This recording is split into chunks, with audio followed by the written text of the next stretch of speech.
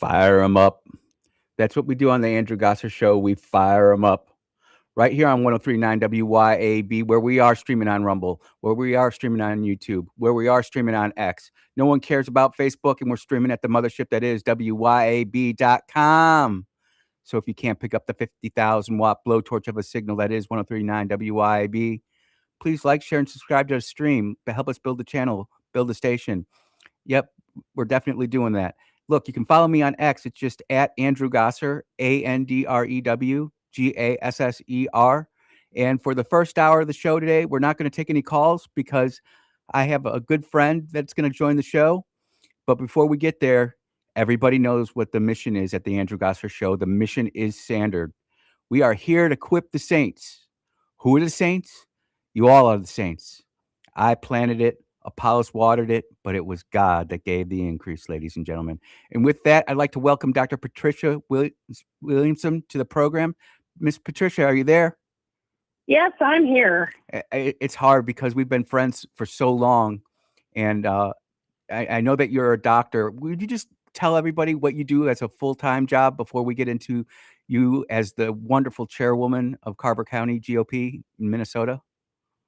Well, yeah. So I went to school for a while, and I have a PhD in nutritional biochem and endocrine as my background, and did some work in appetite regulation. I work in the food ingredient space these days in a regulatory affairs capacity. So I can tell you if an ingredient is going to help you with gut health or bone health or help lower your cholesterol and that sort of thing. Yep. And gosh, I got to call you Patricia or doctor. It's hard. Love you like a play cousin, sister. Well, I'll say this. Everybody has friends, but there's a circle of friends who are dear and close to you. And Patty, when it comes to politics, it's you and Paul Serwaka and maybe one or two others that are in that circle. And I just think the world of you. So I just wanted to get that out there. So oh, wow. Thank you. Let's talk about you in Carver County, Minnesota. You're fighting so many of the frontline battles. We see Minnesota in the public circle, in the public square, getting talked about all this illegal voting. What's it like being a GOP chairman in Minnesota? It's probably the most challenging and yet sometimes the most rewarding thing that you can do. Love getting to know all the new people that I meet. And, I know a lot of people are afraid of things like door knocking or whatever, but going to events, going to the county fair, talking to just your average neighbors and friends and voters has been very rewarding. And I think we all need to do more of that and connect with the guy next door. So many times we drive down our neighborhoods and we drive past dozens of houses on our way out to the main road. But who do we know that lives on our street? Yep. I couldn't agree more with you, Patricia. And, it was something that when we both lived in Illinois, door knocking was a really big deal. Where I live now in Mississippi, I've got to get on a side-by-side or a vehicle to go to my next door neighbor to get to know him. And you've got to have that commitment. You've got to have that commitment. How have things been going for you in Carver County? It's difficult. I mean, we're in the last few months of an election cycle. We've had kind of a little bit of a tumultuous and constantly busy year. Mm-hmm. In Minnesota, we caucus, meaning we come together. People become members of the party as delegates. Those delegates have voting rights, just like if you have a Costco membership, you have the right to shop there. Those people who are delegates are supposed to represent their neighbors and friends, and they come with their point of view in hand, or their thoughts around what they believe are the best candidates. We kick the tires pretty hard. We check under the hood with anyone who's campaigning for office. There's conventions where we then run to be delegates to the state. So at each level, there's another event, another delegation created. And then those delegates go and vote for an endorsement to their member of Congress, and now the statewide races, whether it be our governor or U.S. Senate candidates. And then by design of the party documentations, the foundational rules of the organization, the way you're supposed to play, is that those candidates, which we've spent an enormous amount of effort and time in getting to know them, those are the best, most qualified people. And so we are called on to back those people. And then we still have a primary in the state where the voters can come to the polls and vote for those that choose to continue forward.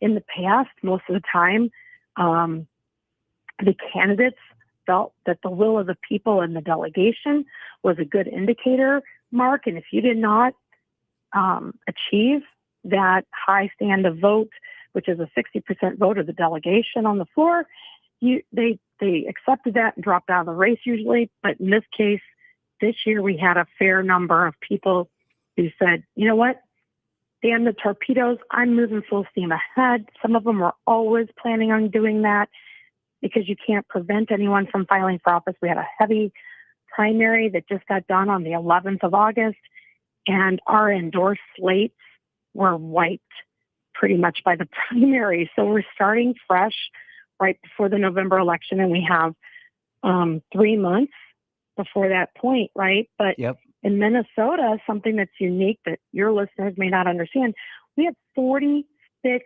days of early voting.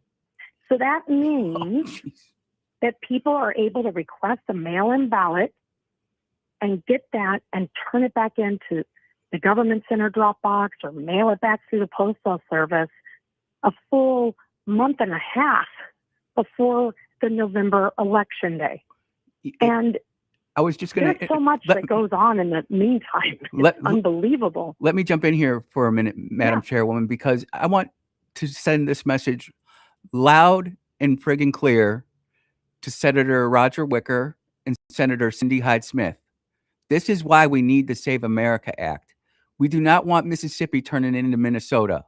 And there are great people in Minnesota, like Dr. Williamson right here, who are trying to lead the GOP forward, but they need leadership from Mississippi to get things installed like the Save America Act, so we don't have to deal with 46 days of early voting.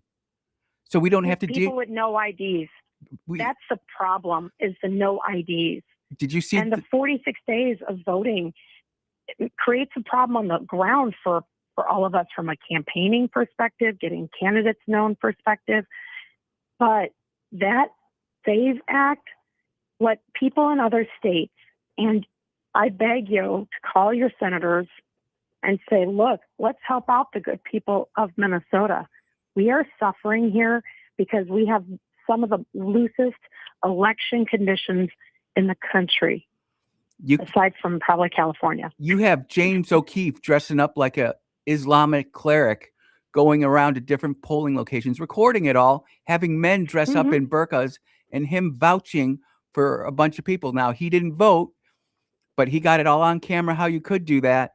And it's absolutely ridiculous to me, Patricia. It's ridiculous to me. I do not understand why our senators here in Mississippi aren't publicly supporting the Save America Act. And it's because of great people like you. I still have hope for this nation. And I know you're fighting the good fight in Carver County. Tell me, how has the DSA infected Minnesota, specifically the Democratic Party? Well, the Democratic Party here, I mean, they've courted the DSA for a long time. The Democratic Socialists, there's flyers constantly at the University of Minnesota in Minneapolis where they have classes, they have sessions, or, here's this big seminar on socialism.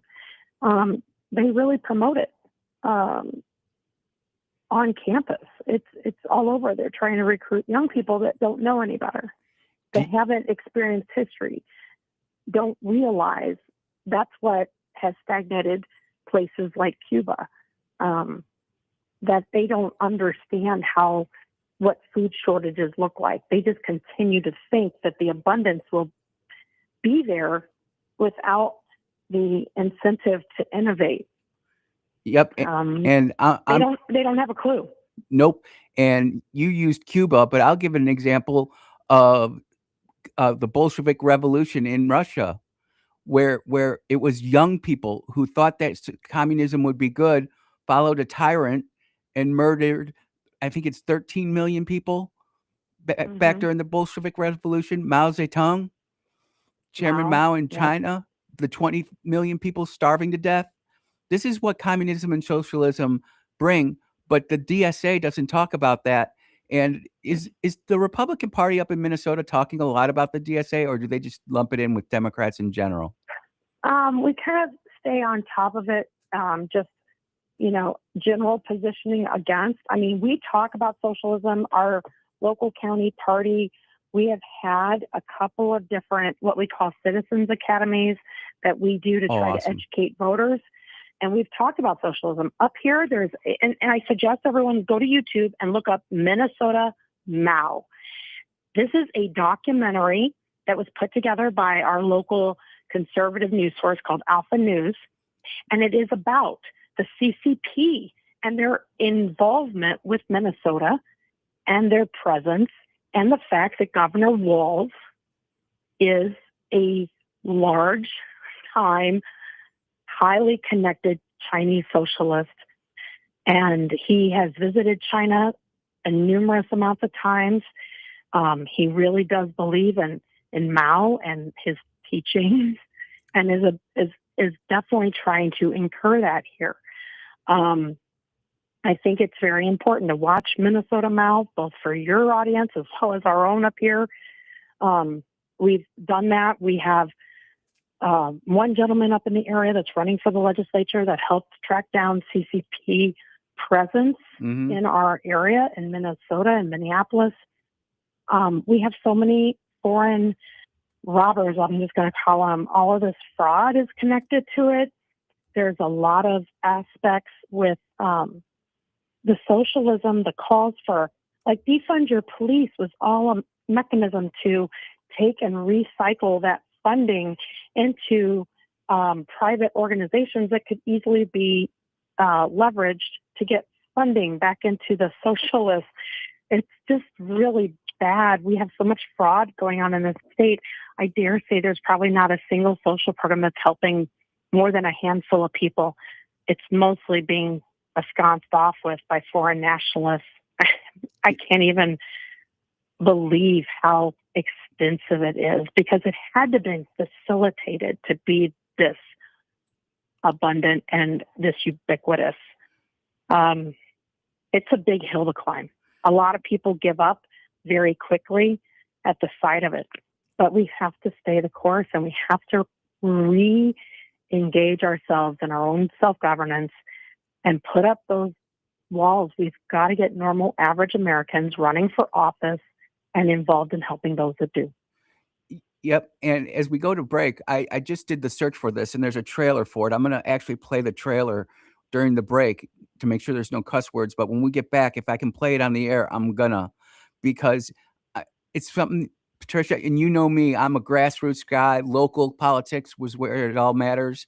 I can't worry about what a state senator or a governor does, but I sure can have it to say in who my local delegates are, my school board election, school board members are, or your election commissioners. I'm not sure if you have those up there, but we got to take this first commercial break. You are listening to Dr. Patricia Williamson, chairwoman of the GOP county, or GOP chairman in Carver County, Minnesota. We'll be right back. Don't go anywhere.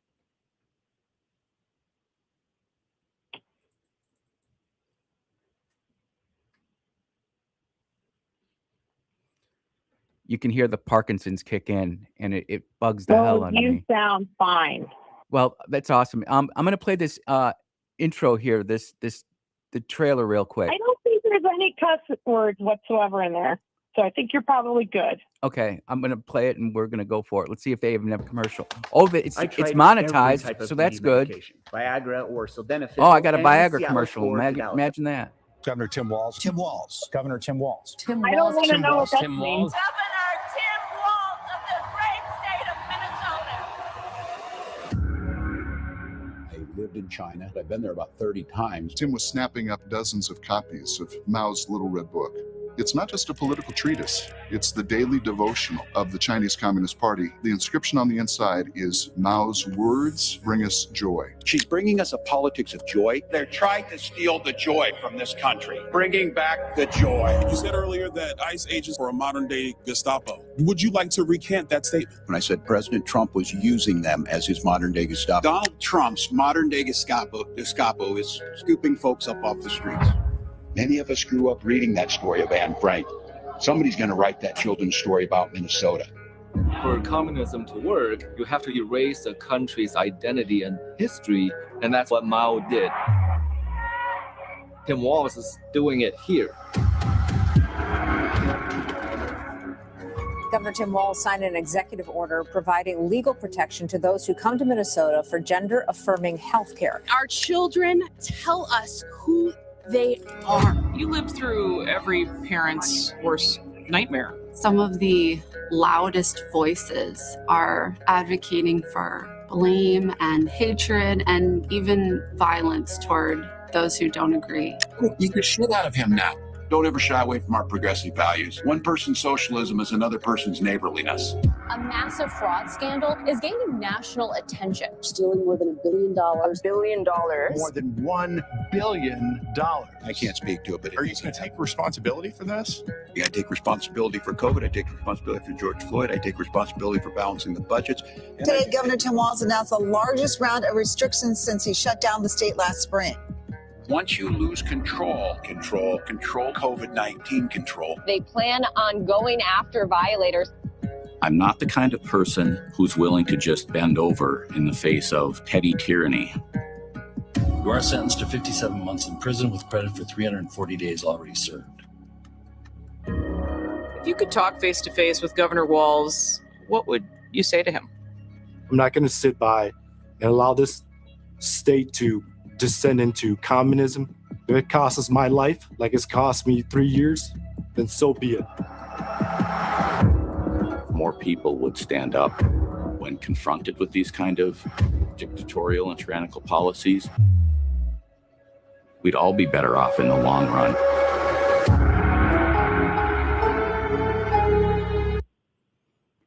That's going to be awesome. We're going to play that when we come back, all right?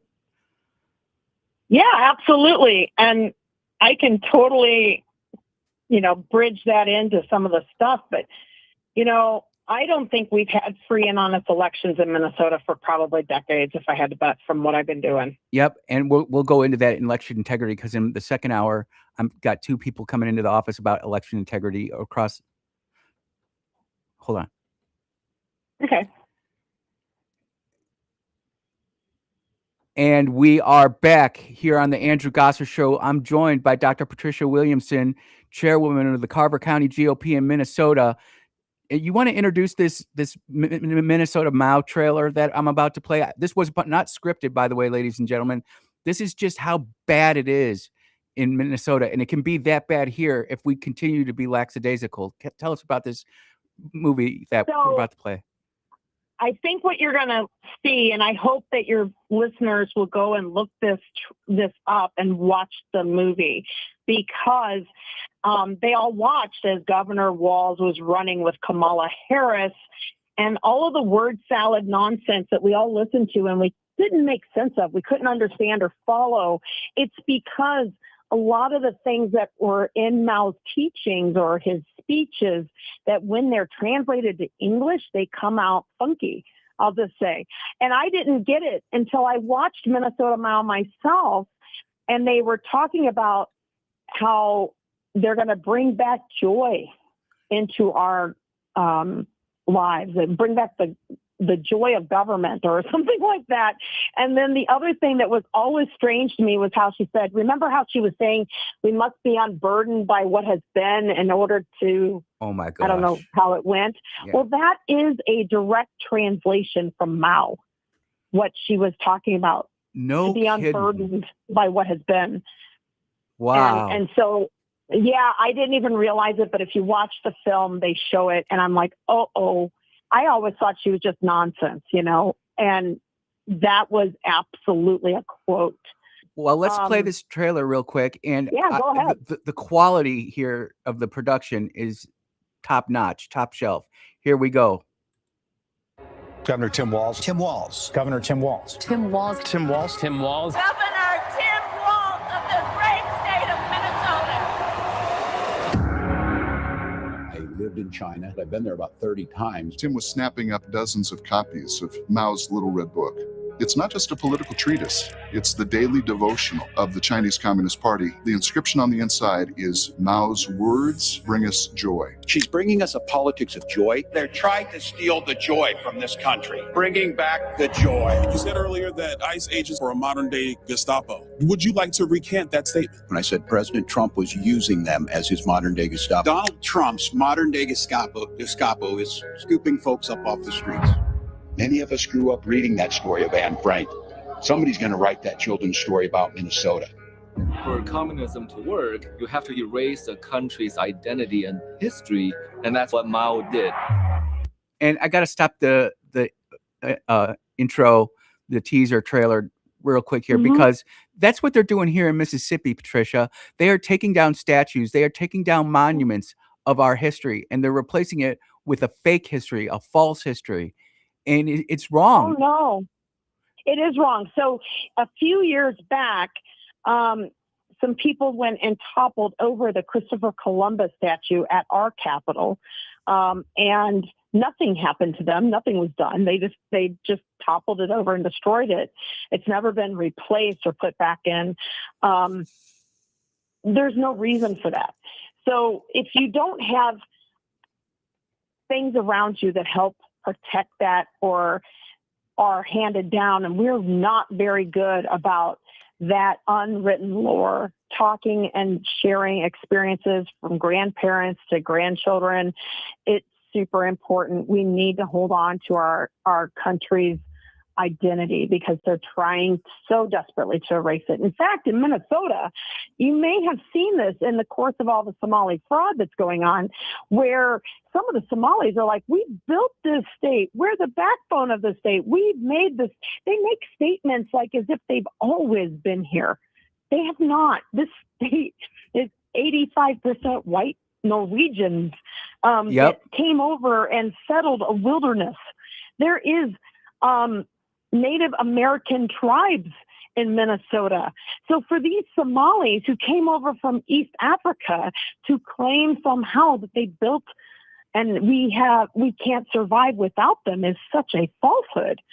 And the mainstream media is absolutely horrible. I believe they're complicit in this. I believe that they produce and provide and propagate propaganda from China, from Russia, from North Korea, from Somalia, from Iran. I mean, if you look at, we play ABC News at the bottom and the top of every hour, and they might as well be coming on the news report in a burqa waving an Iranian flag with the way they report things. And the Iranian people were hoodwinked 50 years ago in the same way. Yep. I mean, there was a lot of progressive liberal Iranians that welcomed in the current regime and did not realize how quickly enslaved, brutalized their own people would be. They thought everything was, joy and roses, I guess you could say. Yep. And it's not. And they don't just do one facet. So like the elections here, the vouching, but there's so much more to it. It's the absentee ballot board conduct, how they've excluded party balance election judges, citizens who want to be involved and observe and say, yes, this election worked great because I was there to witness to it. Sealing of boxes and securing ballots. We had an election in 2024 up in the St. Cloud area that was decided by we found a box of ballots under the desk over here. Yep. We've had prosecutions of people. There are occasions where people are caught, but they are just the tip of the iceberg. And then everybody goes, oh, look, feel good about us. We are doing our part. We caught these 13 people trying to register to vote illegally. Don't look any further. We got it. We got it. Well, that umbrella to provide shade for them is just that. It's to take you off the hunt. Oh, never mind. I found the problem. No. That doesn't mean that you have a robust system because you caught it the one time. It's trying to make you not look deeper. And there's a lot deeper that's going on. And so the vouching would be important. I mean, for example, I can vouch for up to 8 people on a day. All I have to do is say, on my honor, I sign my oath. No one's going to look at any deeper. We can't seem to get a proper audit in this state of any even individual county, all top to bottom of the voter rolls. Steve Simon's keeping the voter rolls from the Department of Justice and the Trump administration. Yep. So from Minnesota. But at the end of the day, we also struggle to even have election judges from our party balance in each precinct during the elections. Patricia, let me jump in there real quick. Let me jump in there. hard. Let me jump in there real quick Yeah. because election judges are so critical. I was an election judge here in Mississippi, and when I was the vice chairman of McHenry County and the chairman of Algonquin Township, it was always a struggle to find good election judges. I could find people who were not really there to do the job, but were just there to fill a hole. But to find really good, high quality election judges and poll workers are really important. Not observers, not watchers, but actual workers. It's huge, ladies and gentlemen. And that's why I bring on Spencer Ritchie, Hinds County GOP chairman, to talk about the importance of being a poll worker. It's why I bring on other people inside the GOP. And you have another GOP chairwoman telling you just how important it is to be a poll worker. I mean, ladies and gentlemen, I'm just here to present the problems and offer solutions, but we need you to activate and be part of the solution, because if you're not, inaction is going to end up getting us turning over like Minnesota, and it's just critical. And I realize there's Patricia, we've got the blue collar crew out there. I've got at least 100 blue collar workers who are listening to me on WYAB every day at the job sites. It's great. They send pictures of their job sites to me, and it's just a really wonderful thing. They're not going to be able to be a poll watcher or a poll worker, excuse me. But there are a lot of people who are at home who could be on that day. And it's a long day too. It's about a 14 and a half hour day here in Mississippi. I could only assume it's about the same in. Can you opt for a half day? So I opt to do a half day. So I start the day at 6 a.m. My daughter, who I got to be a poll worker this time as an election judge, she actually did the afternoon. Oh, awesome. So my oldest, Samantha, she was her first time as an election judge. We also have a thing where you can have election judge trainees, students that can go and do that as well during the day. In Minnesota, you're supposed to be allowed off work for the election if you're serving as a poll worker of any kind. So it's supposed to favor us being able to do that.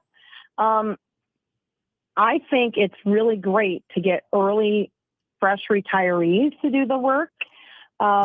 People that have just gotten to that point where they're just freshly retired. That is a great way to serve your community. And again, you make some friends and you learn some stuff. Yep. Real quick. Stay-at-home mom. Real quick, Patricia. They have daycare things. Yeah. Real quick. Did poll workers in Minnesota get paid? Oh, yeah. Yeah. You can volunteer, though, if you want to say, I don't need it. But and different communities set their rate. So each city council votes what they're paying their head judges and assistant head judges and so forth. Patricia, we got to take a commercial break. But before we go to break, Mississippi pays their poll workers $225 for the day of work. And if you are the precinct captain, the senior poll worker at the precinct, you get an extra $25 or $50 to bring the machines and bring the balance back. So it's a day. Look, we got to take a commercial break. I am with Dr. Patricia Williamson, GOP chairwoman of Carver County, Minnesota. I am Andrew Gosser, recovering politician, and you are listening to 103.9 WYAB. We'll be right back. You guys get paid well. That's nuts.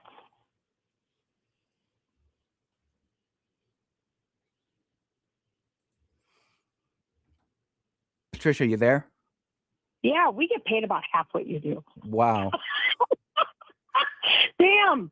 If I could get no, we make like on average 11 to $14 an hour.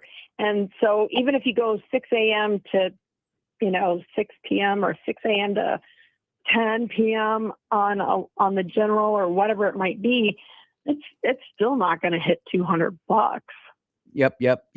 That's awesome. That wow. Mississippi does that. And there's a lot of people who are Republican for a day to be a Republican poll watcher, Yes, we have a few people that do that shit up here, and I get pretty pissy about it. Yep. Just be careful. We're off the air right now, but okay. I don't want to. Yeah, no, but I mean, people get very upset because we have a major party list, so you have to get on the major party list. Mm-hmm. And I really don't do any litmus tests with people. If I take them at their word, they want to sign up, they're mine, I'll take it. But yeah. I think it should be almost required for seniors in high school who are planning to go into poli-sci in college to work the polls. Because in Mississippi, I think every poli-sci student should be working the polls.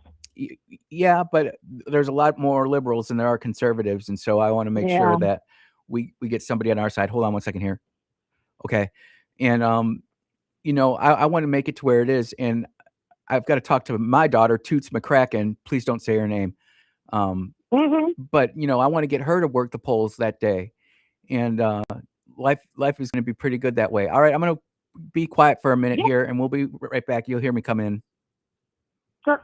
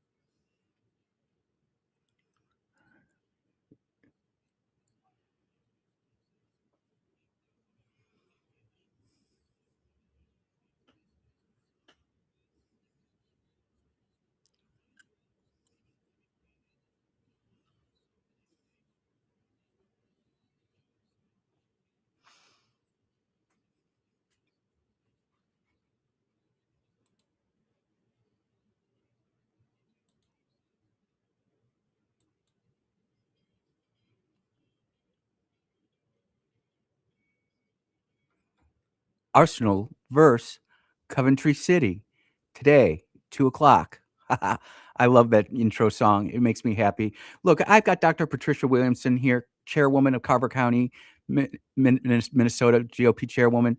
And we were just talking about election integrity and how important it is to be a poll worker. And if you like that topic, you're going to love the second hour today because I'm going to have Alan Ramsey and Sarah Vieira on talking about election integrity and what you can do to do that. But Chairwoman Patricia, are you there? Yes, I am. We were talking about poll workers and stuff, and I got to ask the question: did you see the James O'Keefe video where he put on all the garb and had his friend Cam Hibby wear a burqa? Yeah, that's a possibility here. Does that happen? Does that happen in your county, or is it in the county Hennepin right next to you? Well, that one happened over, I think, in St. Paul, Minnesota, which would have been east of Minneapolis. And that, I think, is outside of, well, it depends. It could have been Hennepin County. Not sure which polling place they went to. But for us in Carver County, we're not any different than the metro area. You can come in and vouch. I've never had anybody in a full burqa try to do that. One thing that they do, they rely on our voter oath, which says that you swear that you are 18 years old, a U.S. citizen, and then it's a small paragraph, honestly, that you're supposed to read and review. And we are supposed to, as election judges, point to that and say, please review the oath and then sign your voter oath to affirm that you are eligible to vote today. Well, you have to be a resident of the precinct and so on. Most of the EJs that work with me are afraid to say one phrase in there, and that is that you are a U.S. citizen. The Democrats here have made it some sort of a bugaboo to look at or even try to examine citizenship status. And instead of actually following through with that, people will just say, take a look at the voter oath here and then sign the thing. And most voters just kind of go about it and jump, because they just, nobody reads the fine print. I usually make a point of making some sort of a joke about you're 18, right? To older people, to try to get them to look at the language. But the very first sentence is that you are an eligible 18-year-old or older and a U.S. citizen. And I think we've been skipping that a lot on one particular side of the aisle, afraid to say it a bit. And here we are. So I believe that we need to make sure that we're emphasizing that. Well, you can't just do that. And so I don't know if you saw or if your audience has seen the videos that were circulating with Scott Pressler. Also, what a great guy. On Tuesday. Yeah, he's great. I happen to have Scott's phone number. And after James O'Keefe's video of the vouching came out and the burqa situation, I thought, everybody was pushing back, including our Secretary of State, Steve Simon, here in Minnesota, saying, look, this doesn't happen. This isn't how it works with the vouching, and so on. And I'm like, well, I just got done doing my online election judge training refresher. So I may have shared the YouTube link with Mr. Pressler. Oh, that's awesome. That's how he got it. So that's why the Carver County election judge training is circulating the internet right now. That's awesome, because people need to see election judge training. How long of a training is it? The training for us, if you do the online version, takes about an hour and a half for the entire video. Happy to send you the full link if you'd like it. It's good to compare notes, if you will. I would love to see it and compare it to Mississippi. Yeah. I'd like to know what's the comparable in Mississippi. Wouldn't that be something if we all start taking a look at how our election laws are in different states and trying to adopt best practices across all of them? I mean, there's got to be some things that we're doing well that maybe could be done somewhere else, maybe. Yep. That's a big maybe. And there's probably a lot of things that I could probably bring back from Mississippi and say, hey guys, here's a great idea. And we've had things with our major party lists, for example, that we've had a lot of discussion around, that I think it would be good for us to consider doing as well. Yep. And let me tell you this, the one thing I love about Hinds County Election Commission and how we do it, at least in Hinds County, is you have to come in a time before and sit through. I believe it's a 2.5 hour class, and you have to go through the voting machines, how to set it up, how to set up the Wi-Fi, how to make sure that the thumb drives are put in. I mean, they walk through it from head to toe, and you have to do a refresher every other year. But I've gone through it like 4 times just because I really want to understand how the election process works. And, it's one of those things where we might ideologically disagree with each other 1,000%, but we both know that we're there to make sure that the integrity of the process is held true. And Right, and that's the thing about having party balanced judges is about maintaining the integrity of the process. Yep, for sure. Hey, Let's say what is the best team in Mississippi? Is that Mississippi State? oh yeah, absolutely. We don't say the other team. For I have a hard time saying Oxford, let alone the university that will not be said aloud. Well, imagine if that university, Oxford, Ugh. to hire all of the refs for a game where they were taking on Mississippi State. 100% of them were their referees, and then the fans from Mississippi State would be excluded from even observing in real time the game. So that football game only allowed in one side's fans and their hired refs. And then you had to accept the outcome at the end of that game without seeing it. What would you do? We'd riot. We'd riot, right? Yep. But when we have something similar happening, either by our own neglect of not stepping up to serve as an election judge, we leave it to the other side or the other people or somebody else is going to take care of it, or by someone's design and pressure, if we leave it to that, then you're essentially doing the same thing. And we don't riot. We just kind of go, that must have been fine. At least here we have paper ballots to rely back on to some extent, but there's a lot of things to get to that. Let me put another example in there. We're redistricting in Mississippi, not before the election, but after the election.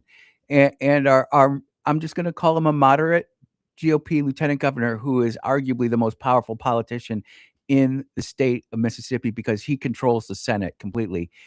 He's having 10 meet and greets and hearings about redistricting. And in Itawamba County, very Republican. I'm not exaggerating, Patricia. It's like 92% Republican. They had a hearing. How many Republicans showed up, do you think? 2. Pretty close. We had 5. How many Democrats and Democrat Socialists of America showed up? At least 25, probably. 100. Oh, my God. That is what happens when you have Republican counties and Republicans who are comfortable and not living through the hell that people like in Minnesota are living through. This is what happens. This is how it seeps across the state lines.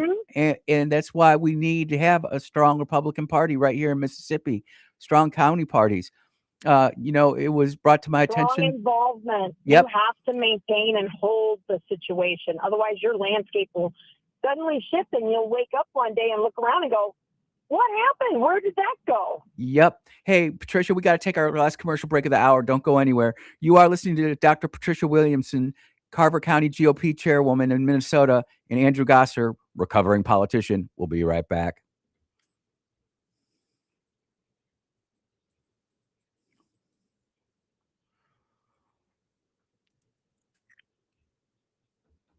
Yep, we're on a good commercial break, 4.5 minutes. Okay. So this is that is so bad to hear, but it doesn't surprise me. So you go from this, hey, we're fine. Oh, my guy's gonna win. Oh, I don't worry about my local House rep winning his election. It's okay for me to sit on my couch. And then all of a sudden he loses, and you go, what the heck happened? Well, you didn't go vote, and your neighbor didn't go vote because y'all thought he had it in the bag. Yeah, you can't take it for granted. And nope.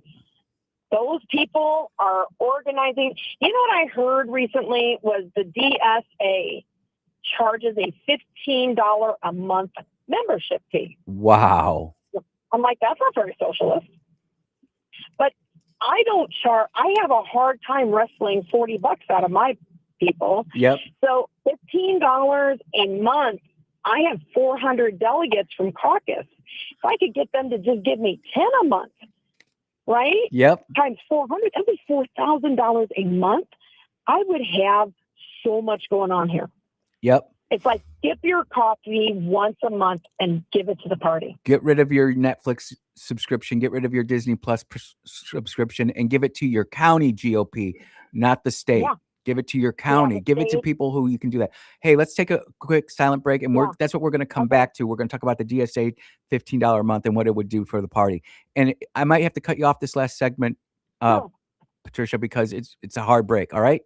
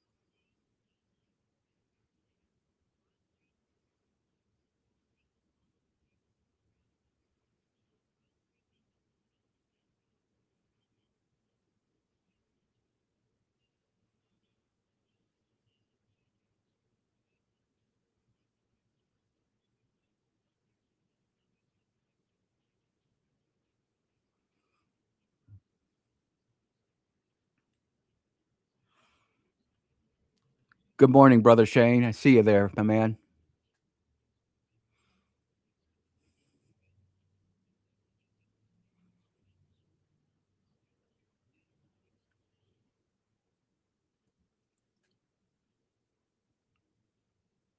Oh, yeah. Welcome back to the Andrew Gosser Show. The time flies when we're having fun. We're here with Dr. Patricia Williamson, Carver County GOP Chairwoman in the great state of Mississippi, in the great state of Minnesota. Sister, you there? Yes, I'm there. And you know what?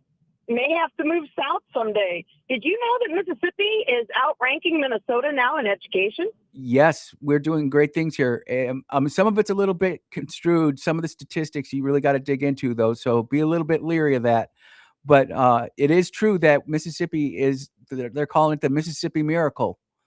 And Hooked on Phonics worked for me. So it's starting to work here in Mississippi. Thank God. Thank God. Hey, we were talking about the DSA and how they run their organization. And as a chairwoman, county chairwoman, tell us about that and what you could do with what the DSA is doing. So the DSA, it's come to my attention, they charge their members the membership fee of $15 a month. Wow. So these people have resources because they are able to tap the people that are involved at a very low rate. I mean, $15, I can go down to my local coffee shop and get a coffee, maybe a large coffee and a donut or something to go with that for $15. Or I could support my local Republican Party, which people don't do. They don't do that as a practice. They don't do that for candidates. $15 would go a heck of a long way. I have a current compliment from our caucus in February, 400 delegates. Mm-hmm. If all 400 were just to give me $10 a month, we would never have to beg for fundraising money. We would be able to send out mailers to the entirety of the county. We would be able to do a whole lot of efforts. And it would just mean one time, skip the coffee. That's all. That's it. One coffee a month will go a long way in local politics. It would. And you see it, Patricia, and I see it too. Local politics is where it's at. It's really hard to get rid of a statewide official, U.S. senator, a U.S. congressman, but you can have an impact on your county board of supervisors race, or your election commissioners race. And when you have an active, thriving party like that, that's being able to fundraise and show real results, well, hey, people want to start getting involved with that. Yes, and we have materials that we are able to send out, that we have flyers and mailers that we're able to do. We sit around and do involvement. You know, I need people not only to give money, but time. We sit and write handwritten postcards. Wow. We're going to be trying to do some more registrations of voters. We send out sample ballots, they call them, where you give suggested candidate list so people can take it into the precinct with them when they vote, so that way they have their little cheat sheet to make sure they got it all down, because you want people not only to vote for your U.S. Senate candidate, your governor candidate, you need them to vote for the Secretary of State candidate. You need them to vote for the Attorney General candidate, which, by the way, we have an excellent Attorney General candidate on the Republican ticket here. I'm a huge fan, and I think he just might take Keith Ellison out of office this year. So that'd be really fantastic for Minnesotans to see happen. But it's amazing how when we all come together collectively, whether it's to stand up and go to our city council meetings on a routine basis and keep an eye on what's going on locally, up to helping your local candidate for school board, putting out signs, making sure that candidate gets $15 so that they can order a couple more. That sort of stuff goes a long way, and it really doesn't require an individual to give too much of off themselves. Yep. When we all come together as a collective. Dr. Patricia Williamson, Carver County GOP Chairwoman in Minnesota, thank you so much for coming on the show today. We're up against a hard break, sister. We'll have to have you back on in a month or two, see how things are going up there. Absolutely. We'll talk soon. Talk soon, Dr. Patricia. Hey, this is Andrew Gosser. This is just getting started. In the next hour, we're going to have a full hour on election integrity. Don't go anywhere. We'll be back in about 7.5 minutes.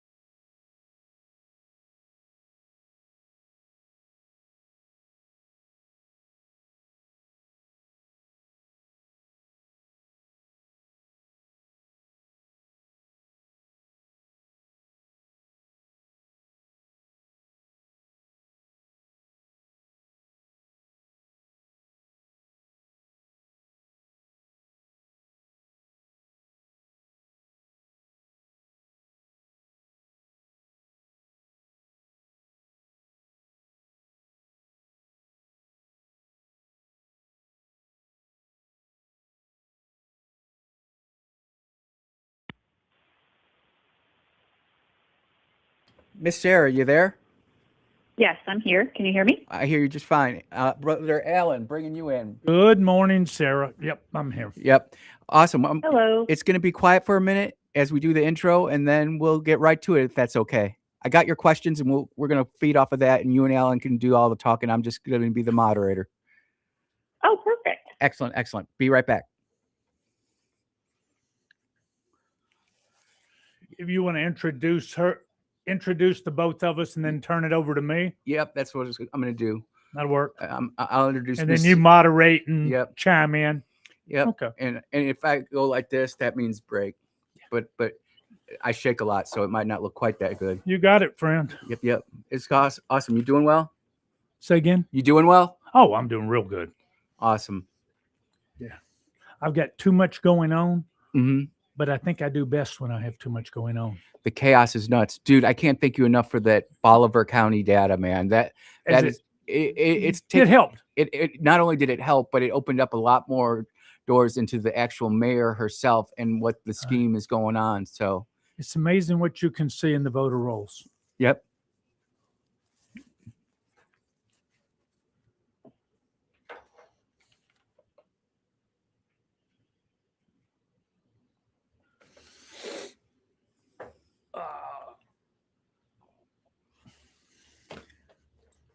Get into my game mode.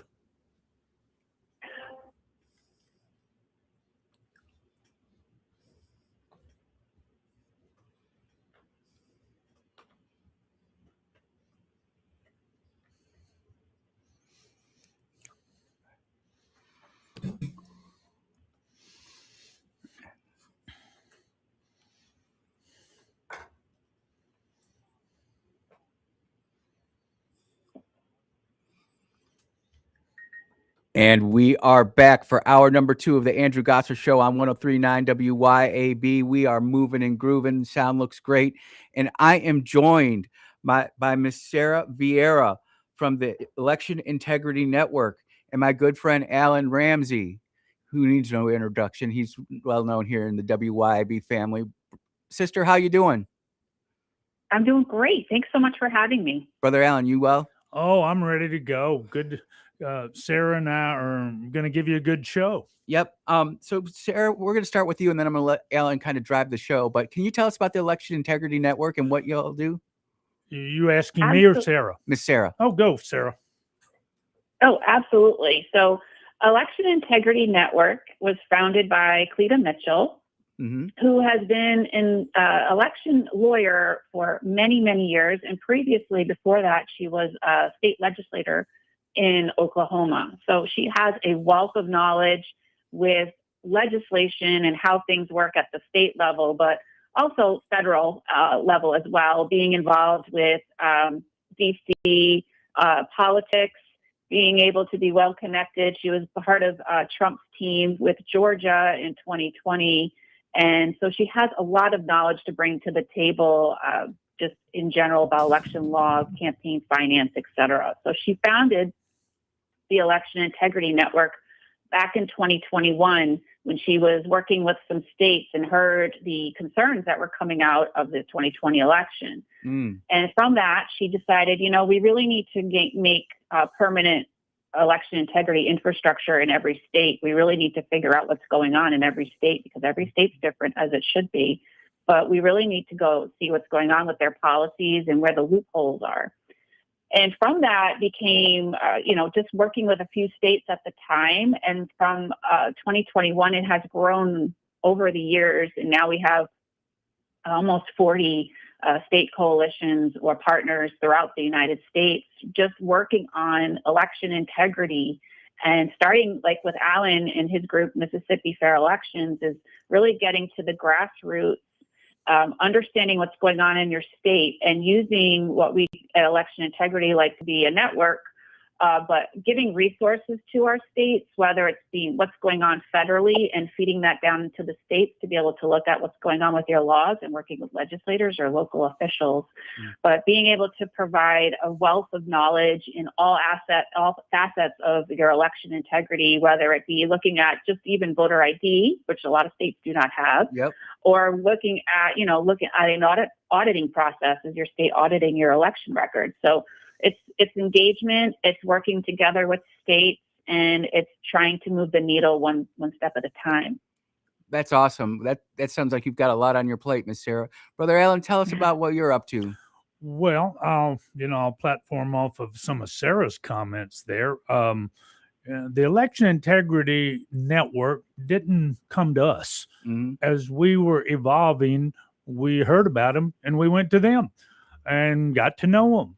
And now they are a constant resource, just as Sarah said, keeping us updated, things on the national scene. And we keep them updated on our local scene and showing them. She said each state's got different needs. We're all individual because so many of the states, our election systems are so different. There is no cookie cutter template for a good state election setup, but you need to tailor them to the needs of the people. Here in Mississippi, for instance, we got 82 counties. We got 410 election commissioners who are the gateway to voter roll maintenance, to running good elections. And so we've shared with Sarah and are going to be sharing a whole lot next week when Sarah's down. We'll be sharing with her what we're doing here and how we're doing it. And I'm hoping that there'll be other states that she can show that to and say, hey, maybe this will work in Alabama, Tennessee, Arkansas. Who knows? Michigan, Minnesota, that might be hoping too much. But, it's... We just had the chairwoman on from Carver County, Minnesota, on the air for the last hour talking about all the election integrity stuff. Oh, did you? Yeah, she Dr. Patricia Williamson. She's a big fan of election integrity, and very good. So you don't think that the stuff that's happening in Minnesota affects Mississippi, but it does. It does. Every vote across the country affects every other vote, or in every policy, and who we put in office. And, the only number of bad votes out there acceptable is 0. We've got to have 0 non-citizens voting in our elections. We've got to have 0 people who aren't eligible to vote in a jurisdiction, voting in that jurisdiction. We've got so many challenges. And, 20 years ago, 30 years ago, I would have told you getting clean voter rolls was a pipe dream. Because how do you get a handle on all that information? Well, with technology, we've got a handle on the information. We just got to get the right people in the right places, understanding that, using that, and applying it to getting our elections in better shape. Well, this would be a great discussion for you both. We'll ladies first. Miss Sarah, can you discuss some of the issues that you found in Mississippi and in other states that have just made your jaw drop and go, oh my goodness, what's going on? Oh goodness, I could go on and on about that. Not necessarily, but I think just nationally, it's Alan and I and his team have talked about this at length about what's going on in other states. With Georgia next door to you. It's interesting. Something always comes out of Georgia. And it's definitely sometimes if you watch the news or if you watch something that's going on in your nearby state there, your jaw definitely drops because you're going, wow, is this America? I don't understand what's going on. Why these things are such a big deal? Like Alan was just saying, why is it such a big deal to demand clean voter rolls? Should be a nonpartisan, common sense type of issue, but here we are, where we're talking about making that transparent and making your voter rolls transparent, or, goodness me, like even talking about Georgia again, wanting paper ballots they don't want their QR codes. You don't understand what that means. You get a QR code for your ballot. You don't understand what that means, but here we are, where some states are doing like in Louisiana, which is another state right next door, they don't have, for in-person voting, they don't have a paper ballot. It's all paperless and QR codes and all this nonsense. So it's kind of crazy when you think about these things that, as you start, as Alan was saying, you think all these things are going on until you start looking at them a little bit more closely and you go, wait a minute, what? I don't get a paper ballot in Louisiana, or I have a QR code in Georgia? That's crazy. So it definitely is. And, Andrew, I'll work on Sarah's geography of the South. Georgia's not quite next door, but it's close enough. That's what I was going to say. Close enough. I know. With Yankees, you got to pick at them a little bit. Okay. I'm a recovering Yankee. I know. Record. And I've come to love you in spite of your roots. So yeah, it's okay. I didn't bring any of that Illinois nonsense with me. I promise you that. Recently in the news, you've seen all these non-citizens they're finding in is it Pennsylvania or New Jersey, Sarah? New Jersey. Thousands of them. Another crazy. But do any of us remember that just a few months ago, they chased 3,000 or 4,000 off the rolls over in Alabama, literally next door. Now, why should anyone believe that we don't have issues here in Mississippi? I mean, I don't see any fences up between the Mississippi and Alabama state lines over there, We've got them here too. And we have a system of technology, what they call statewide election management. It has the ability to identify these people, but it's all up to the election commissioners in Mississippi. Mm-hmm. Not a Secretary of State can't take anybody off the roll. And if we send a county a list of non-citizens, they have to say, we want to take them off the roll and do it. So, we've got problems here. Now, the good news is the problems in Mississippi don't really come up to the level that we've seen in some of the other states. Mm-hmm. We have photo ID here for years, and there are no complaints. I don't see a bunch of people marching around in Mississippi saying, you're disenfranchising us because we're not smart enough to get a photo ID. Hell, we've all got IDs, you know? And so I don't think we've ever flipped a national election here because we had some 49.9% versus 50.1% split in the vote. They just barely flipped our delegates. So we don't have that level of issue, but we still need to get our rolls clean, keep them clean, because I don't ever want to be in the national news. That's what I'm trying to avoid. Mississippi ever being part of that problem that has really had an impact on everything goes on in our country. Miss Sarah, you have a follow-up to that at all? Yeah, I love what Alan was just saying, that, whoever we're voting for our federal elections definitely has an impact on what happens in Mississippi or Alabama or even New Mexico. We all have an impact on that federal piece because look what's going on in the Congress and Senate now. So absolutely. I think, right, we all have to play a part in that. And like Alan said, I'm in the North. So yes, I am guilty of this, where we all play a part of having faulty our elections that maybe really need to be tightened up. And you're very fortunate to have photo ID in Mississippi, and that's a great thing, and that's something to celebrate. And I think other states will want to look at what's going on in Mississippi just in that particular area. But Alan's right; like the other pieces, you don't want to fall off the wheel and not become a New Jersey. I can't agree with you both enough. Our representative republic is in a precarious situation where we're only really one election away from tyranny or liberty. And the thing is that I know America will always choose the right thing, but I don't know if it's just America's going to the polls to vote, to choose. And it's absolutely horrible. We're coming up on a commercial break, but something I want to let you both kind of meander with and think about is we're starting to see changes here in Mississippi election commissioners. And the question that we're going to go to the break is with this. Rankin County is right next to Hinds County. And Miss Sarah, those are like two really big counties in Mississippi.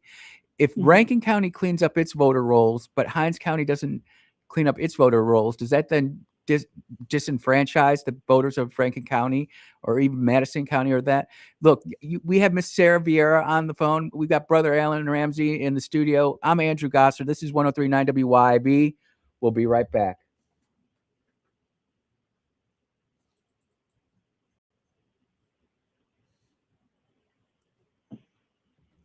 All right. I thought that was a pretty good segment. I think it went real well. Is there anything specifically that you want to bring up, Miss Sarah?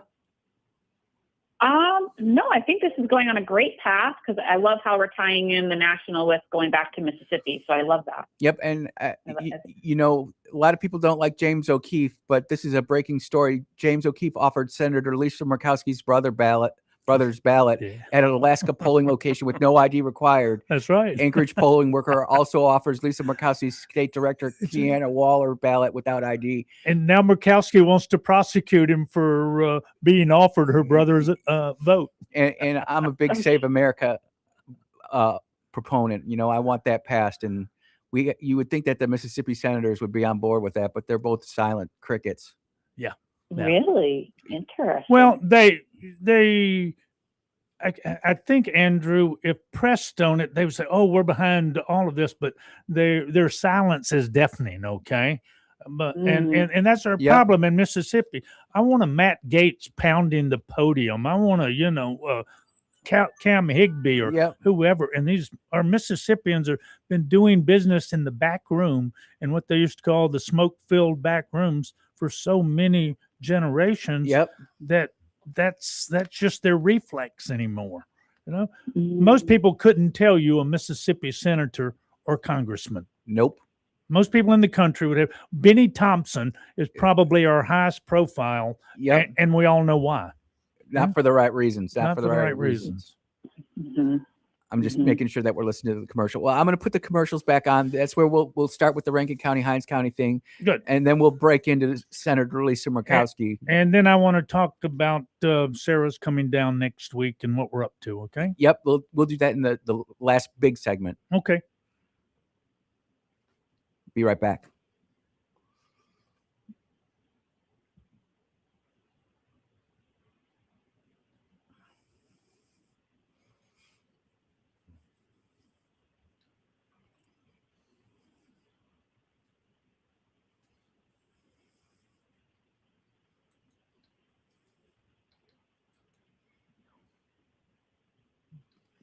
WYAB.com.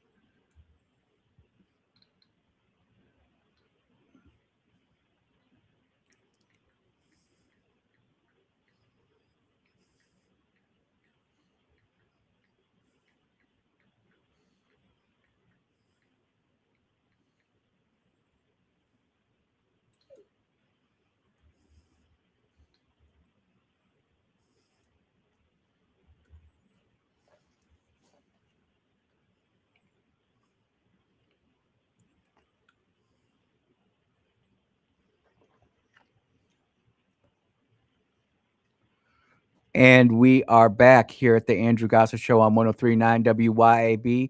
I have Miss Sarah Vieira on the phone, and I got Brother Alan Ramsey right here. We were talking about Rankin County and Hinds County. Alan, I'll go to you first. Well, as you were telling Sarah, Rankin and Hinds are two of the largest counties in Mississippi population-wise. Hinds is number one in terms of number of voters. I think they're like 168,000 over there. And your premise there, or your question was, does what happens in one affect the other? Correct. Well, absolutely. I mean, because they are adjacent to each other, they probably affect each other more so than, let's say, a county in South Mississippi or North Mississippi, even though, big nonetheless, they really do have an overlapping impact because I really don't know how to articulate it. You kind of caught me off guard with it, but it's all in the mood of things, the things that are being talked about, what's happening. We've all watched in horror months ago as, we had an election and the thumb drives didn't arrive down at the courthouse like they should have. And, there's lawsuits flying back and forth, and they upset everybody's equilibrium, particularly right next door, because a lot of these people live and work across that county line every day because it's just one big metro area. Yep. So, yeah, what goes on in one definitely has a direct impact on the other. Sarah? I agree. I think what you're touching on is voter confidence. And if someone doesn't have confidence in your elections, it puts doubt and it makes you think, is my vote going to be counted the way I think it or I want it to be counted? And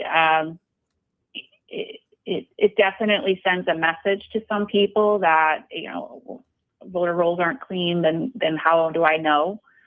And if you can present something to people that will help with their confidence, why not start with your voter rolls? I mean, that's what Alan's talking about is how a lot of people get involved in election integrity, because you want to make sure your town or your county has eligible voters.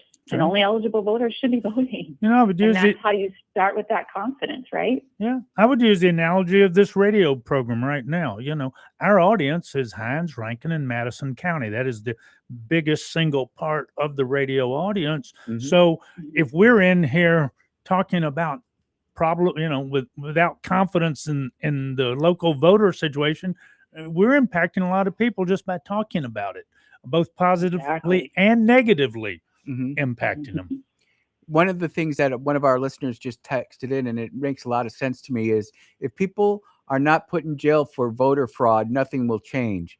In Mississippi, have we seen anything where people have gone to jail? I know one case down south in a Gulfport, I think, but there's really never been any big time elections, prosecutions or anything like that.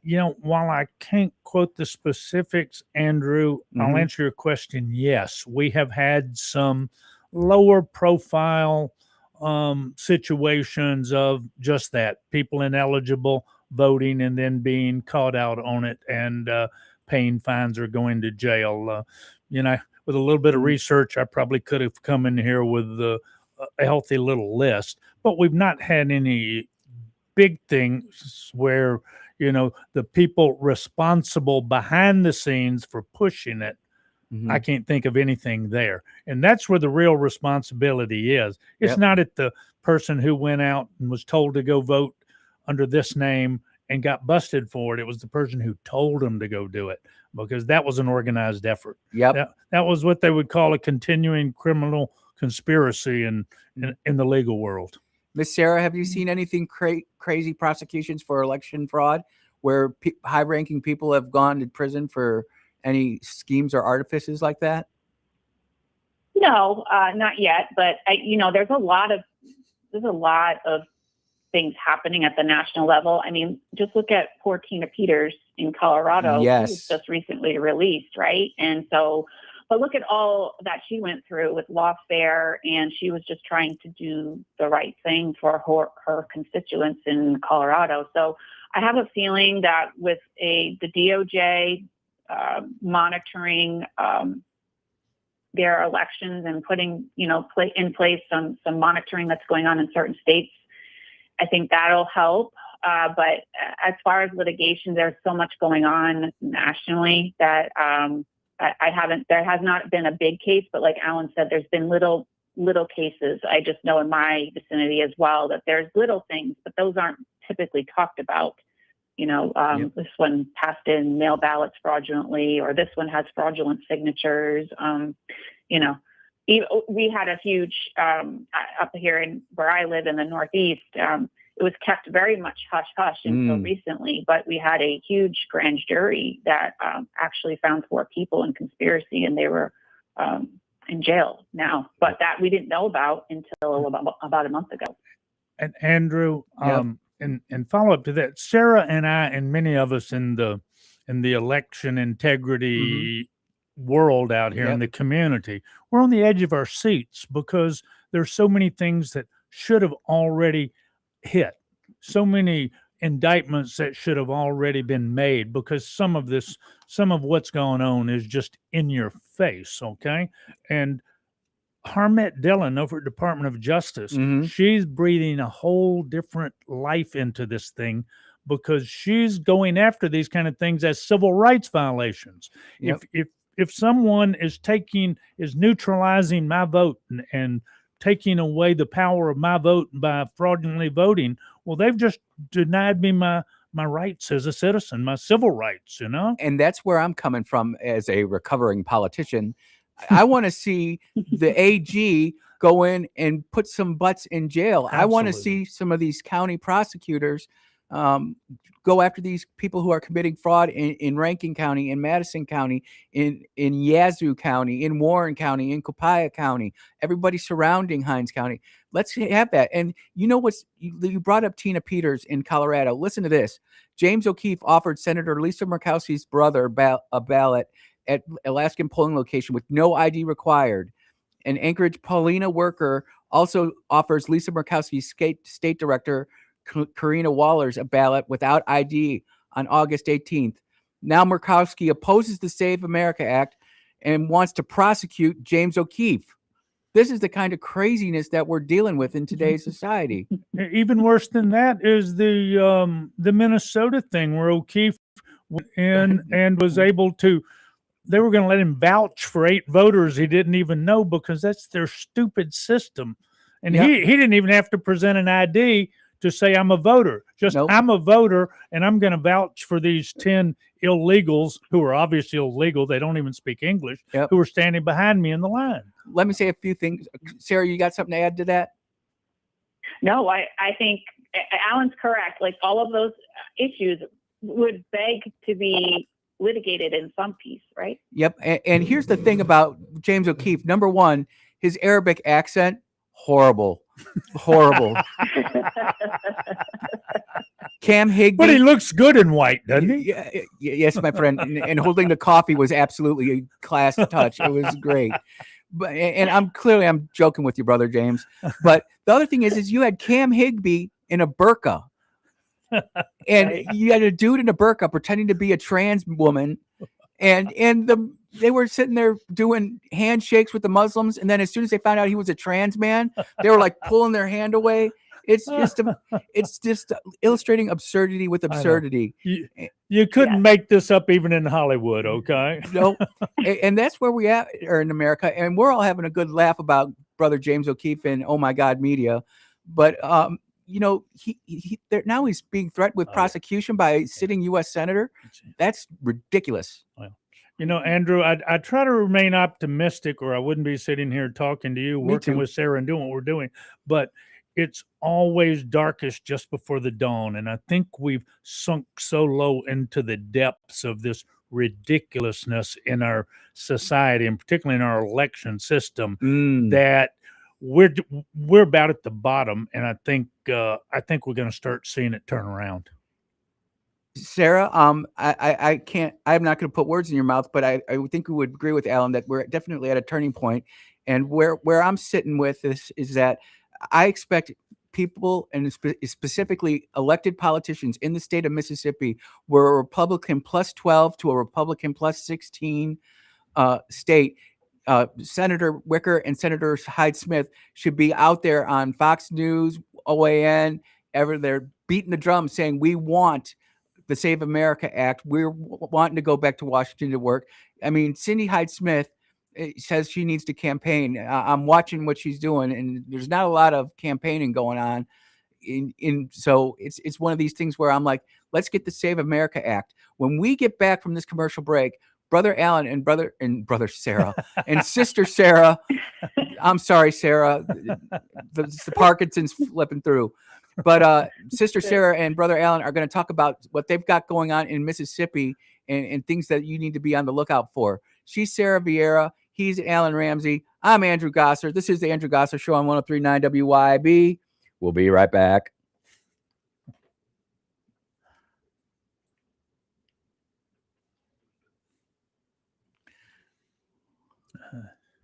Yeah, that wasn't intentional, Miss Sarah. I promise you that. No, I love it. I thought we need a good laugh. We need to laugh. Absolutely. Yep. So I'm going to save this James O'Keefe Alaska thing for Monday because I can't let that go. Okay. No, but it's too good. When we get back from the break, I'll throw it to Alan. And Alan, you can talk about the event going on next week. Miss Sarah, we're going to have about 11 minutes. And I'm just going to let you two talk about the things that you're going to do and what people, and if you can motivate the listeners, because believe it or not, they listen and sometimes they even take action. I'd say I've been pretty positive. When I asked for election judges, I got 6. And if you just get one, that's a great thing. So, hey, Andrew, do you want to wrap us up at the end of 11 and you finish up the last segment yourself? Yep, that'll work out great. That'll be good. So we'll sign off at the end of the 11, or you'll sign us off. Yep. And Sarah, I'm excited to see you on Monday. We're going to have a good time on Kim Wade's show. You're going to get to sit right here and have your own microphone and headset, and we're going to do it up. That's going to be awesome. Can't wait to listen to that. All right, I'm going to get back. Very excited. I'm going to get back to the commercial so I don't blow over, and we'll be back in about 2.5 minutes, I think. Perfect. Thanks. Ooh, going good.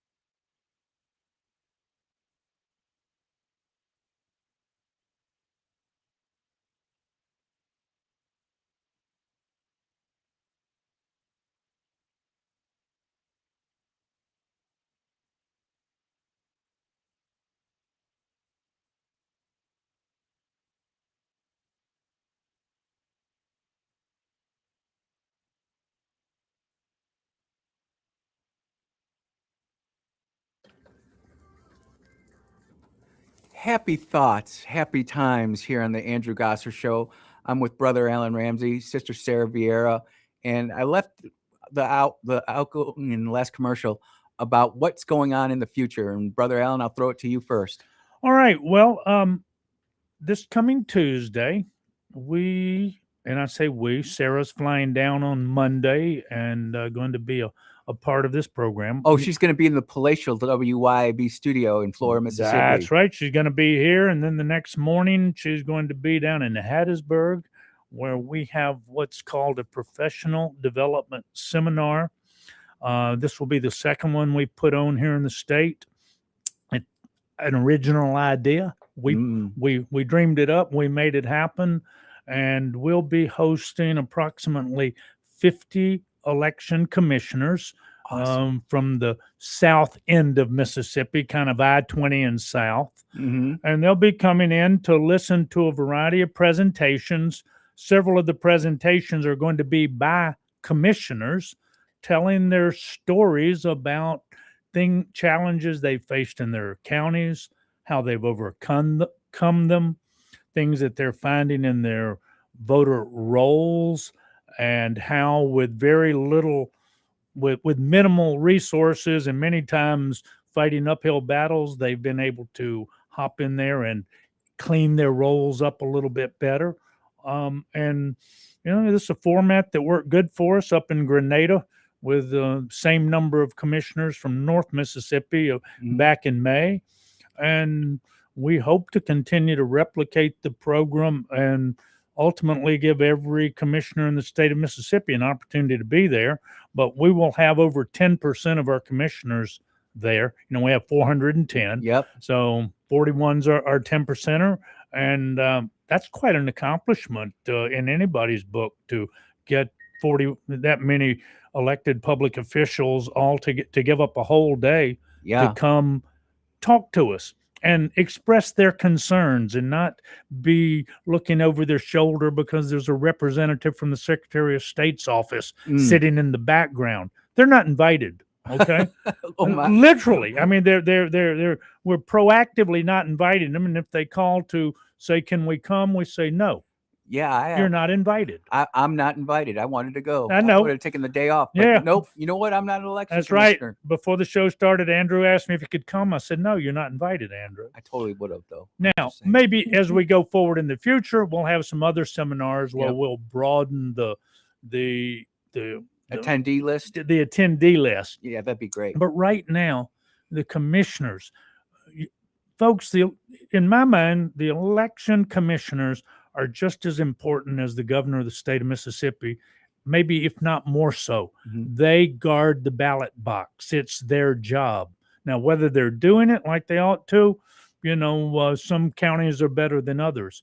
But without free and fair elections, and isn't that a worn term now? Yeah. Free and fair. Without that, we get what we get. And if we can protect our system, then we can get the kind of people who will want to be in office. Yep. Right now, it's getting harder and harder to get people who even want to run, because we all know what happens when you run for public office these days. Miss Sarah, what do you have to say about that?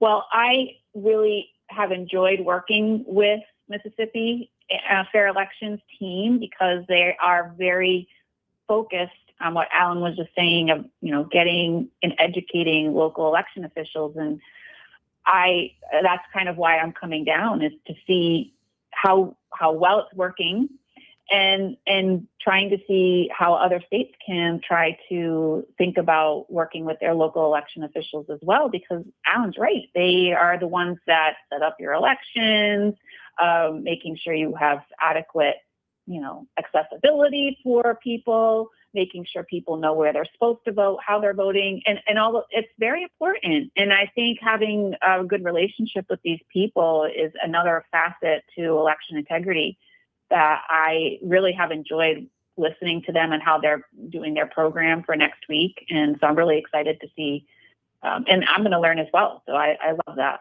I think it's awesome because you are a national election integrity proponent and supporter.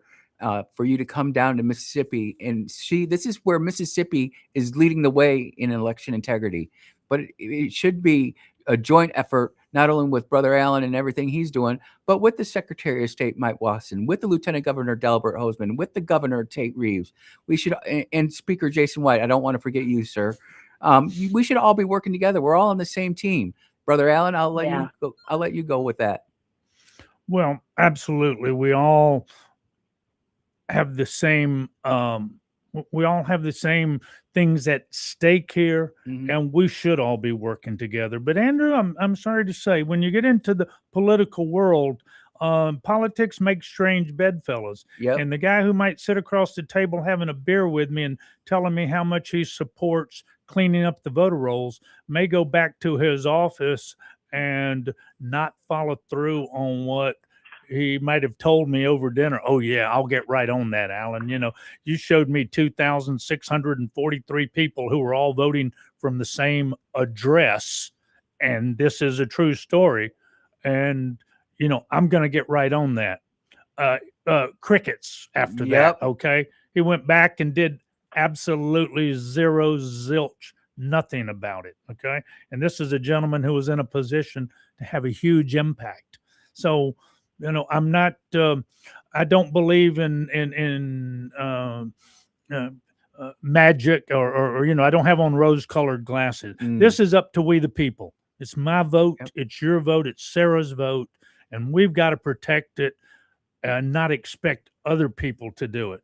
You know, when I used to do my show called Do Something America here at the station, it was, if you're calling today to whine, moan, pontificate about what others ought to be doing to solve an issue that's dear to you, well, then hang up. I mean, turn off your radio, go mow your grass. If you're not doing something about it, I don't need to be talking to you. I want to talk to doers, not pontificators, right? Yep. Miss Sarah? That's why when I was talking with the Mississippi Fair Elections team, I was very excited to come down because it is about finding solutions, right? I mean, we've talked about the problems for a bit of this radio show as well. And we can talk about problems, but it's going to make angst and make you upset. So what's the solution? All right, you show me all these problems. What do we do now? And I think Mississippi Fair Elections has one of the solutions is what they're doing next week. You know, another solution is to be able to get involved with them. They have a great website. You can go on and sign up and try to get involved with them with any endeavors that they're going to be doing in the future. But it's basically what you guys are talking about is getting off the couch, doing something, getting involved in the election process, getting involved with this wonderful group that's doing great things. So, or even getting involved with Election Integrity Network if you wanted to join one of our national Zoom meetings. Miss Sarah, I think join that as well. Miss Sarah, I think you're a mind reader, because I was about to ask you really quickly, can you plug your website where people can reach out and get in contact with you? And then Brother Allen, the same for Mississippi Election Integrity website. Miss Sarah, you go first. Yeah, sure. So welcome to come join the solutions nationally, and then you bring the solutions back to Mississippi Fair Elections. Go to www.electionintegritynetwork.org and sign up for resources, newsletter, come to one of our national groups, and get involved. Yep. And to get involved with Mississippi Fair Elections, and Sarah was kind when she talked about our good website. Now, we've got an evolving website we need to spend a little more attention on, but we do have one. You'll see there a couple of basic things, certainly those of some leadership people, and we're trying to begin using it more effectively. But we need more people, Andrew. Yeah. You know, there are only so many hours in a day to do something. And just like this Hattiesburg seminar, you know, I mean, it doesn't just happen by sending out a postcard saying, please come. You know, there have been hundreds and hundreds of man hours just to communicate with these people, get them excited to come, sign them up, get them there, you know, take care of them when you get them there. It takes people, and people, you know, I don't care whether you're wheelchair bound and bed bound, you call me and I can give you a task that will help us move the ball down the field. Nobody is helpless here, even though I know people feel that way. Yep. Reach out and be part of the solution. That is a great way to end up this conversation. Miss Sarah, I really appreciate you giving up 50 minutes of your day, your Friday morning or afternoon there, not sure. But I really appreciate you coming on the air today. Thank you so much for having me. This was really fun. Yep, it certainly was. And Brother Alan, it's always great to see you, my friend. You're doing the Lord's work down here, and we really appreciate all the hard work and personal time and you're giving up a lot of personal resources to make this happen, dude. And you're having a real impact. And I hope more people reach out to you and support your work. It's really important. Ladies and gentlemen, that was Sarah Vieira. That was Brother Alan Ramsey. I'm Andrew Gosser. We're going to take our last commercial break. We'll be right back.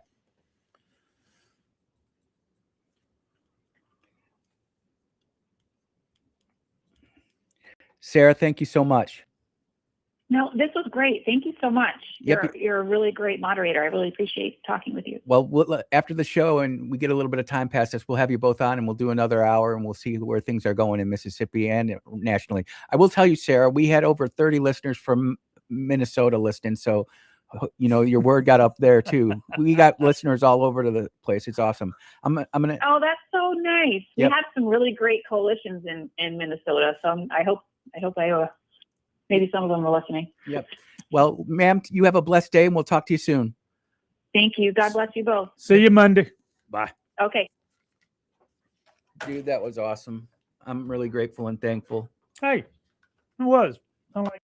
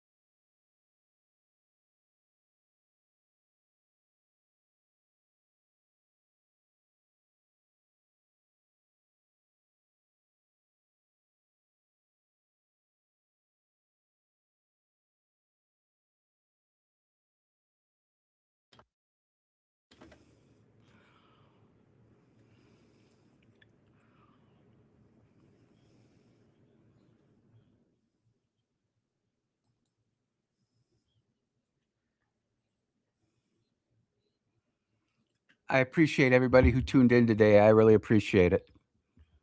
Hopefully a lot of people from Minnesota, Mississippi reach out to Sarah. I have to get down their websites. We'll talk about it again.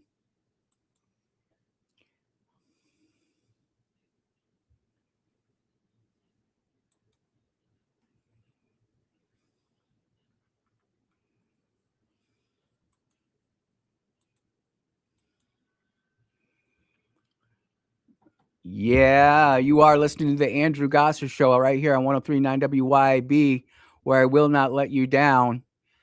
did we not have, this was probably the most influential show that I've hosted since I took over the radio waves from Brother Jameson Haygood. God bless you, sir. Hope you're doing well.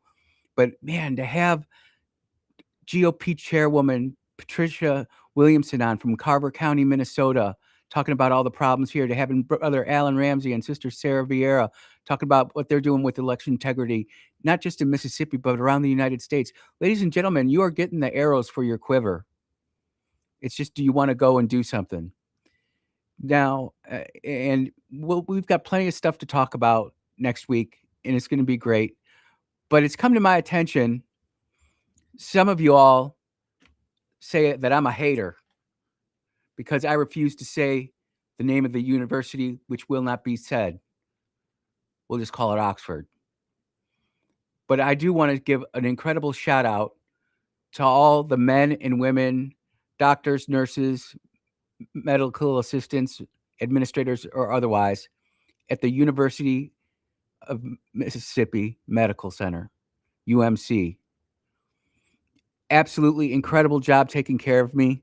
I couldn't ask for better doctors. Dr. Gould, Dr. Regna, the nurses, Miss Kenya, and I forget the other name, but that, me and names.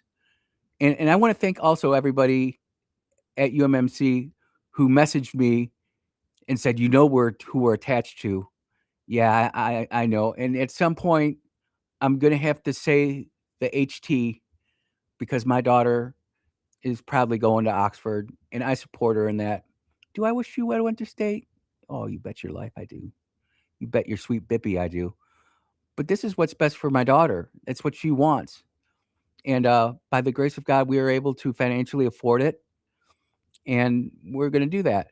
But, we've got to bring a little bit of rivalry to the radio. I think it's only Clay and I who are state fans. Everybody else goes to that other university that will not be named. But don't think for a minute that when in all seriousness, we don't appreciate everything that happens in Oxford and at Ole Miss. Ole Miss. I didn't say old. I said Ole Miss. There, see, I said it. Yeah, but it was pretty funny because some of y'all thought I was really serious on the hate. And you should see some of these sports fanatics, man, whether it's University I was about to say the University of Oklahoma and Oklahoma State, but that's where my allegiance lies, which I've been very truthful about. And, but there's a real rivalry between Ole Miss and State. And I'm all here for it. Just like I'm all here for the Arsenal. The Gunners are kicking off the Premier League tonight in about 2 hours. And yes, I will be watching that. It's not on a Sunday. A lot of games are on Sunday, and I just don't watch it. I don't even pay attention to it. I shut off the phone. But it's that time again, ladies and gentlemen. It's the end of the week. And I want to make sure that I tell you just how special my sweet bee is and how wonderful she is. And ladies and gentlemen, she is just doing incredible stuff. Incredible stuff. And I don't ever talk about her enough and about all the great things she does for my family, for our daughter, for our sons. The time that she puts in before the sun comes up and after the sun goes down. Men, do you have a wife who gets busy before the sun comes up and is busy well after the sun goes down? You're supposed to love your wife like Christ loved the church. And I try to do that every day with the sweet bee. I try to make sure that I don't tease and antagonize my daughter, even though sometimes you really do deserve it, fam. Guys, if you haven't planned something special for the weekend with your wife, ladies, if you haven't planned something special with your husband, you've got time to do it, ladies and gentlemen. You've got time to do it. Honor your spouse. We love marriage. We love babies. Some people love making babies. That's what you're supposed to do when you're married. Have kids and multiply. Be bountiful. Enjoy it. Being a parent is the greatest thing that we can get. So enjoy that, ladies and gentlemen. We'll be back in about 46 hours. Until then, take care, everybody.